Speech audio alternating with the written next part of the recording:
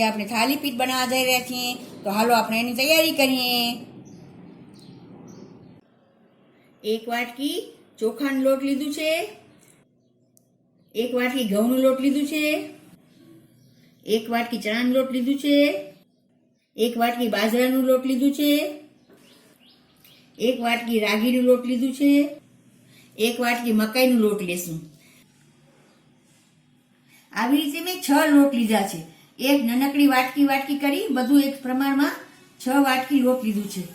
એમાં બાજરો, ઘઉં, રાગી, જુવાર, મકાઈ બધું આવી ગયું.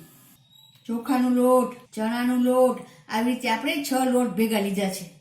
આપણે એક નાનકડી ડુંગળી લેશું, ઝીણી સમારી ડુંગળી લેશું.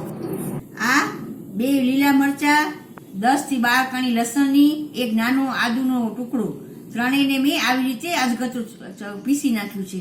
એ લેશું આપણે. 8 થી 10 ફુદીનાના પાન લેશું, એને નાના ઝીણા સમારી લેશું. અને લીલા ધાણા લેશું, એને પણ ઝીણા સમારી લેશું. 1 ચમચી જેટલા આપણે તલ લેશું, એ તલ પણ એમાં નાખી દેશું. સ્વાદ પ્રમાણે આપણે મીઠું લેશું. જરાક હળદર લેશું 5 ચમચી. 5 ચમચી લાલ મરચું લેશું. થોડીક હિંગ લેશું. 1 ચમચી ધાણા જીરું લેશું. આમાં આપણે 2 થી 3 ચમચી જેટલું આપણે મોણ લેશું. હવે આ લોટને બરાબર મિક્સ કરી છાશ નાખી અને આપણે એને લોટનો કણક બાંધી લેશું. આવી રીતે જો બરાબર મિક્સ કરવાનું.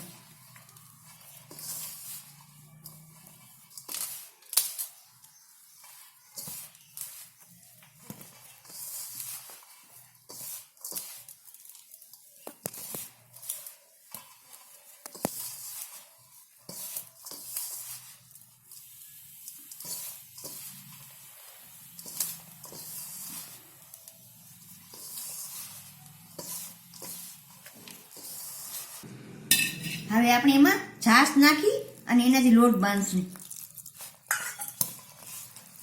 જો આપણો લોટ બંધાઈ ગયો. આપણો છે ને લોટ આવો બાંધવાનો, બહુ કઠણ નહીં બાંધવાનો. હવે આને 10 મિનિટ માટે રેસ્ટ કરવા રાખી દઈશું, પછી આગળની પ્રોસેસ કરશું. તો હાલો આને ઢાંકીને રાખી દઈએ. જો આપણા લોટને 10 મિનિટ થઈ ગઈ. હવે થોડોક લોટ લઈને આવો લુઓ બનાવશું. લુઓ બનાવીને ને હાથેથી આવી રીતે આપણે એને દબાવી એને બનાવશું.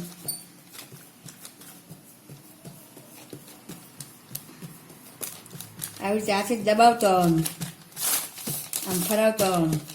કોથળી લીધી છે એના પર કરવાનું, ને કશું પાટલામાં ચોટી જાય, લોટ ઢીલો હોય ને એટલા માટે. આ શું આપણો લોટ નરમ છે એટલે તમને આપણે એમ થાય કે હાથમાં ચોટે છે, તો સેજ આપણે હાથમાં તેલ આબાળો હાથ કરી ને પછી આવી રીતે આમ ટીપવાનું. હા જો આ ટીપાઈ ગયું. હવે આપણે એમાં છે ને હોલ કરશું. આવી રીતે હોલ કરવાનું.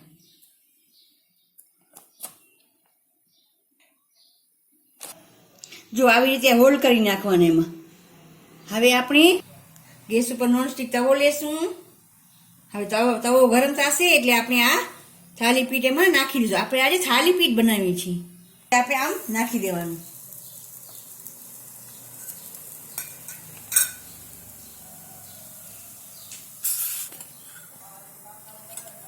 હવે જે આ હોળ છે ને એમાં આપણે ઘી નાખવાનું.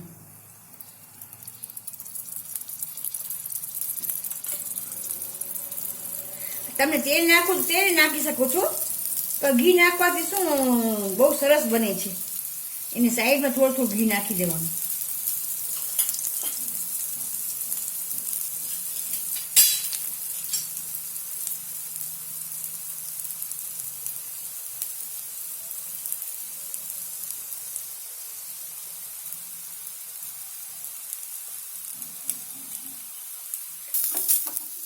હવે એને આપણે પલટાવી નાખશું. ફરી આ હોલમાં આપણે થોડું ઘી નાખી દેશું.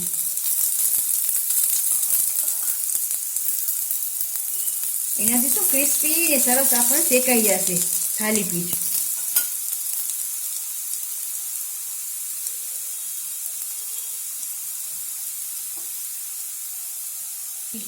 આને છે ને ઝીણા તાપે શેકવાનું આપણે, અને બની ત્યાં સુધી નોન સ્ટિકમાં જ કરવાની. તો શું ચોટવાની બીક ન હોય આપણને. એવી જ રીતે આપણે બીજી પણ થાલીપીઠ બનાવી લઈએ. આપણી થાલીપીઠ જો શેકાઈ ગઈ છે એટલે કાઢી લઈએ બહાર. જો કેવી ક્રિસ્પી ને સરસ થઈ છે. હવે આપણે આ બીજી થાલીપીઠ પણ શેકી નાખશું. હવે એમાં આપણે ઘી નાખશું. આ જે હોળ કર્યા છે ને, ઘી નાખીએ તો શું અંદર બાજુ બરાબર શેકાઈ જાય, એટલા માટે ઘી નાખવાનું અને હોળ કરવાનું. કારણ થોડુંક થીક હોય અને ચારે બાજુ થોડું થોડું ઘી લગાવી જવાનું. જો હવે આપણે જીરું તાપ રાખીએ શેકવાની તો ક્રિસ્પી ને સરસ થશે. આપણી થાલીપીઠ બની ગઈ. હાલો આપણે સર્વ કરી નાખીએ. થાલીપીઠને આપણે દહીં સાથે સર્વ કરશું. ખાવામાં બહુ ટેસ્ટી અને સરસ લાગે છે. અલગ અલગ ધાન્યમાંથી આ થાલીપીઠ બનાવી છે. એ સેહત માટે આપણે બહુ જ સરસ છે અને પૌષ્ટિક છે.